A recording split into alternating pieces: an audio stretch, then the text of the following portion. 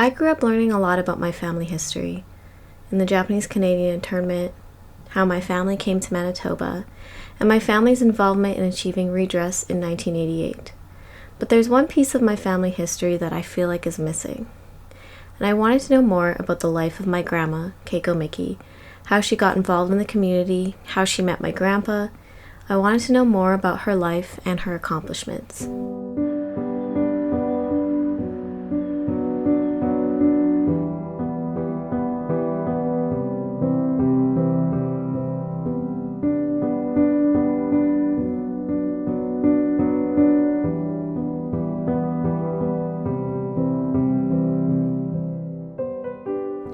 Both of her parents were from Mio, Wakayama, Japan.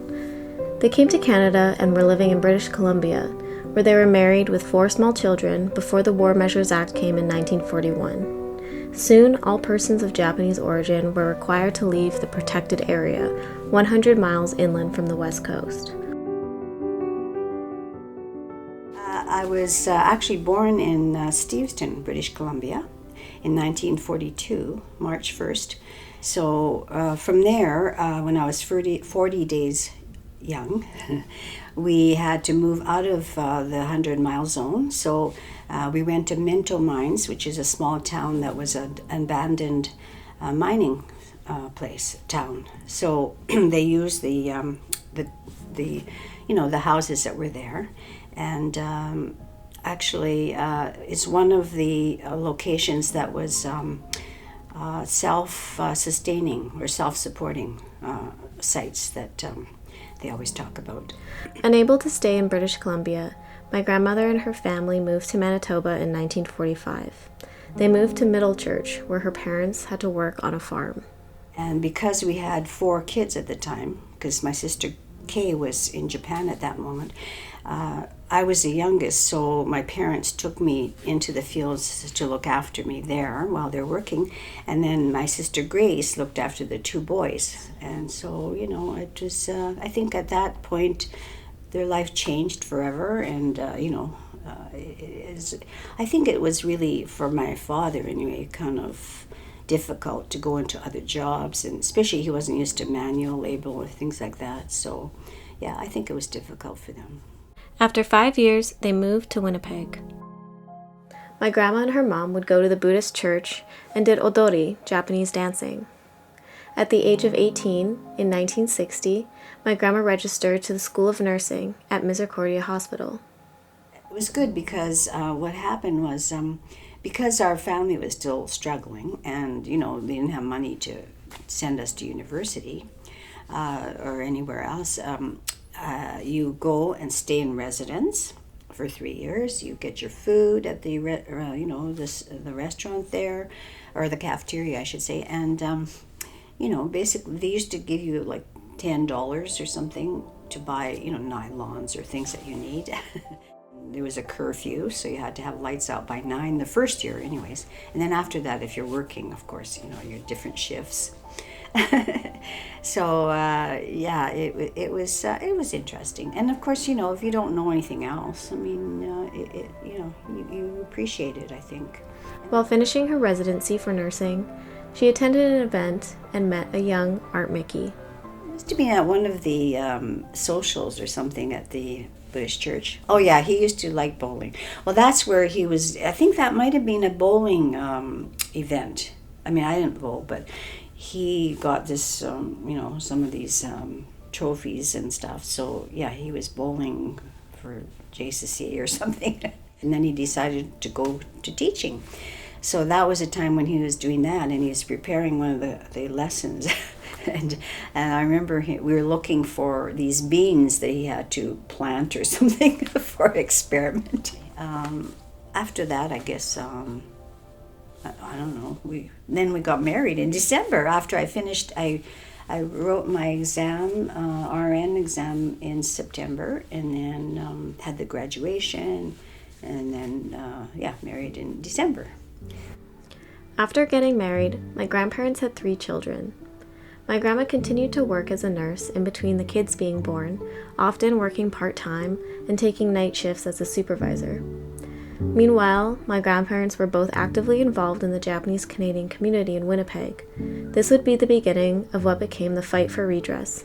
In 1984, the NAJC, the National Association of Japanese Canadians, had their AGM in Winnipeg. And at that meeting, he became NAJC president. I guess, he became busy. And right away in 84, they had a position, they had certain principles they wanted to achieve, and then they sort of started to talk about individual compensation, which was a bit divisive in our community. I think the nature of the way art is he was able to, he's able to negotiate and talk to people and so I think that really helped a lot, I think. So then, of course, he would be traveling, he would be going to meetings and then press conferences and things like that, and then people phoning our house and they're having a meeting there. I thought, well, I guess I better keep involved, otherwise I won't know what's going on here when people phone, right? So I started to get more involved in that and just listen and learn a lot. And, I had never missed one day of work through all that. And he used to go to town for the weekend, and then his superintendent would see him on the news, and he'd be back at work by Monday. But I think it was a tough time, probably for the kids, but they were very fortunate that they were good kids. What can I say, right?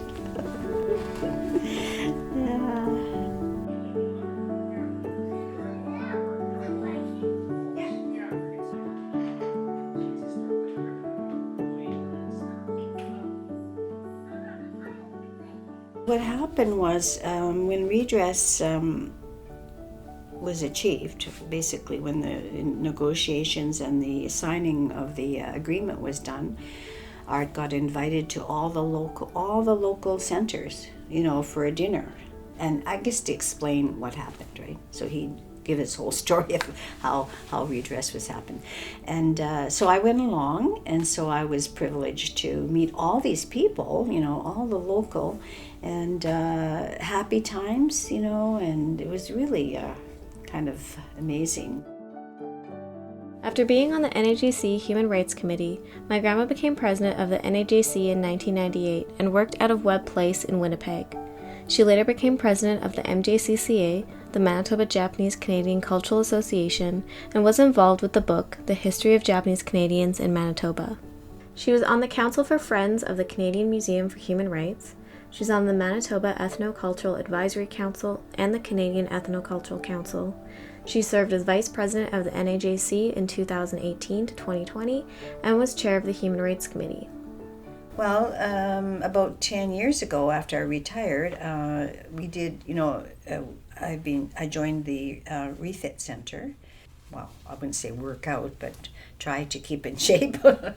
And so then there, of course, you hang out with a few people, and then you get to know them, and it's a very friendly place, right? Today, she still remains a part of the NAJC on the Constitution and Bylaws Committee. She's involved with Folklorama and serves on the board of JCAM's Horizon Club. She recently received JCAM's Outstanding Service Award. My grandma has always been extremely hardworking, which is something I think that has been passed down in the family. Well, I guess that's something that we got from our parents too, right? Because especially when I was little, that's all I saw was them going to work because they had to work.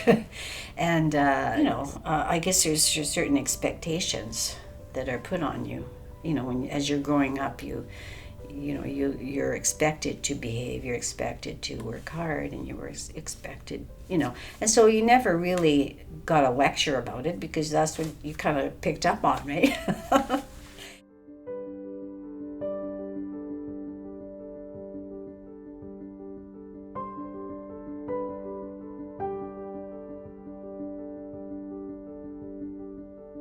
Well, I guess I'm proud of,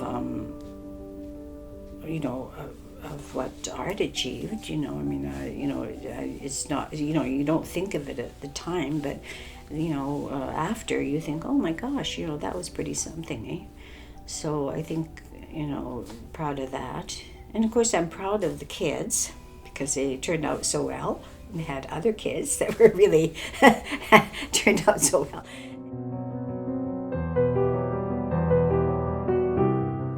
Really thankful for all the experience I've had, and like family and friends.